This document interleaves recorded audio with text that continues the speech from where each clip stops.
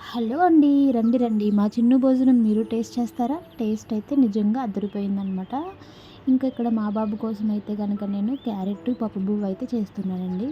ఇంకా వీడికైతే నెయ్యి పడట్లేదని చెప్పి కొంచెం ఆయిల్ అయితే వేసి, కొంచెం జీలకర్ర వేసి, కొంచెం వేగిన తర్వాత క్యారెట్ అయితే తురుముకున్న క్యారెట్ వేసేసి, పసుపేసి బాగా మగ్గించైతే లో ఫ్లేమ్‌లో పెట్టానండి.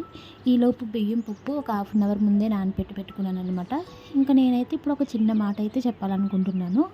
ఇంకా మనం ఓన్‌గా ఏమైనా కంటెంట్స్ చేసి ఓన్ వాయిస్‌తో ఏమైనా ఉన్నది ఉన్నట్టుగా చూపిస్తే కనుక వీడియోలో మేబీ ఎవరికీ నచ్చకపోవచ్చు అనుకుంటా. నాకైతే అలా అనిపిస్తుందండి. మరి మీరేమంటారు? అవునా కదా? చెప్పండి.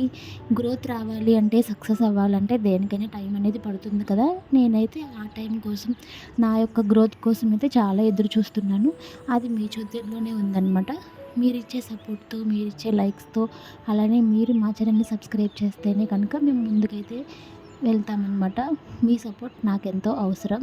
అలానే ఇంకా పప్పు, బియ్యం ఇక్కడ బాగా నానిపోయినాయి కదా! ఇంకొకసారి మంచినీళ్ళతో బాగా కడిగేసి నేనైతే కుక్కర్‌లో వేస్తున్నానండి. ఇక్కడైతే మంచినీళ్ళు కుళాయి కూడా వస్తుంది. మా బాబుకి గోరువెచ్చని నీళ్ళు పెట్టడం కోసం మంచినీళ్ళు పెట్టడానికి ఒక కప్పు నీళ్ళైతే పట్టాననమాట. ఇప్పుడు అసలైన టాస్క్ మొదలవుతది.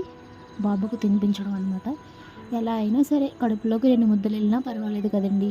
మన కడుపు కొంచెం హాయిగా ఉంటది కదా! అబ్బా! ఆడు తిన్నాడులే పర్వాలేదని.